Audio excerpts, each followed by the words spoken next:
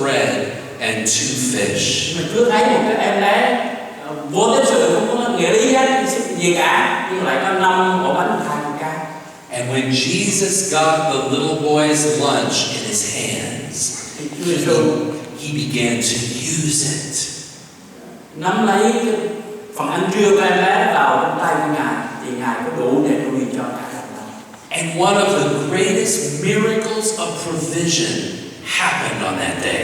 Và một trong những cái phép lạ về sự cung cấp của Chúa xảy ra trong ngày hôm đó. He took those 5 little loaves and 2 fish and fed more than 5,000 people. Chỉ có 5 cái bánh và 2 con cá đó trong bàn tay của Chúa đã nuôi đến 5.000 người. And in the same way, God took this insignificant little Jackson family and used us to go to Vietnam and feed more than 100,000 souls. Cũng một cái ý nghĩa đó, Chúa nắm lấy bắt lấy cái gia đình Jackson nhỏ bé này đưa đến Việt Nam và có thể gần 100.000 người nghe tiếng lời Chúa. 45,000 gathered in Saigon. 45.000 người tụ họp ở Sài Gòn. And I remember looking at the vast crowd. Tôi nhìn về các biển người ở phía trước and seeing the hunger. Thấy được cái sự đói khát của tâm linh. People hungry for solutions and to be filled up by Jesus. Người ta đói khát tìm kiếm cái giải đáp cho đời sống của mình để được Chúa Giêsu Christ đáp ứng. Jesus did the feeding. Chúa Giêsu Christ cho họ ăn. We were just what he used.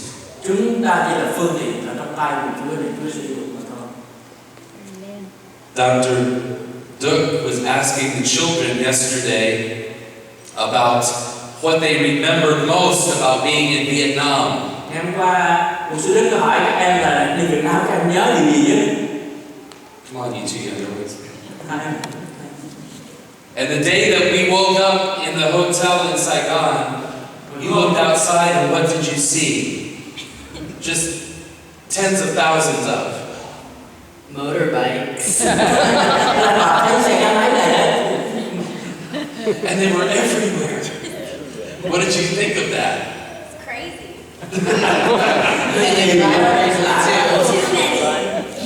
And everybody cramming into the place that they could on the street trying to get someplace. What kinds of things did you see people carrying on the back of these motorbikes all over Vietnam? Christmas trees and big screen TVs. And like dead things too, like pigs and all kinds of livestock. Big pigs. And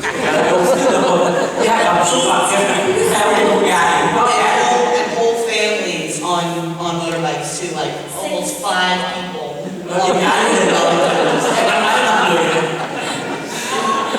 And one day we were traveling in a taxi to get to one of our concerts, and they had done construction on the road and narrowed the road down to 1 lane, and buses and taxis and motorbikes were all cramming together like that.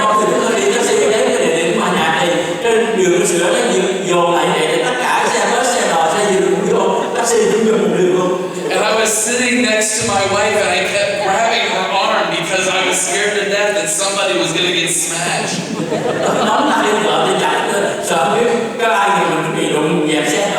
And somehow, miraculously, nobody was hurt.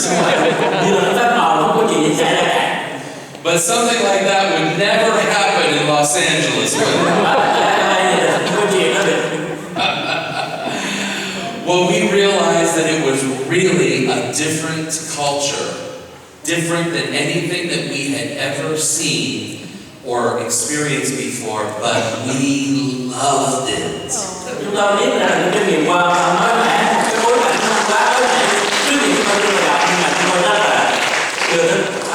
One of the first meals that we went with all of the pastors, and we went to what they call the seafood restaurant.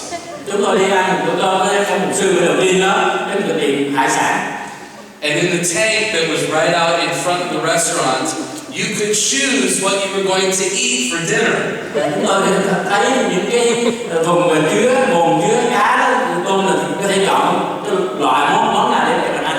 And when these kids saw what they were going to potentially eat for dinner, they had never seen anything like it. Everything was squiggling and squirming, and there were snakes in it. And Bryson was handed a squid that was live, and he was supposed to put it into the pot to boil it and then eat it. Anh được đưa một bảo cho hỏi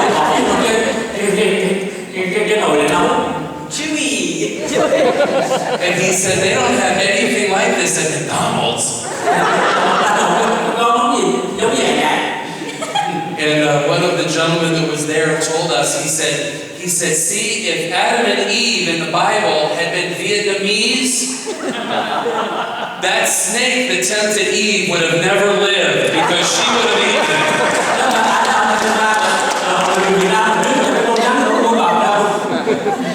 And we realized that there were a lot of things that were very different in Vietnam.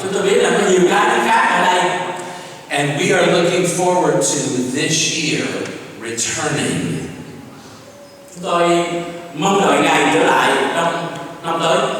Last year, they asked permission for a big meeting of 3,000 in Saigon. Năm ngoái người ta xin phép 3.000 người nhóm lại ở Sài Gòn. And 45,000 showed up. 45.000 người đấy. This year they're asking for permission for 10,000. Năm nay xin phép 10.000 người. And I think the government is concerned about how many might show up. And I know that after we sang, the newspapers all over the country were filled with articles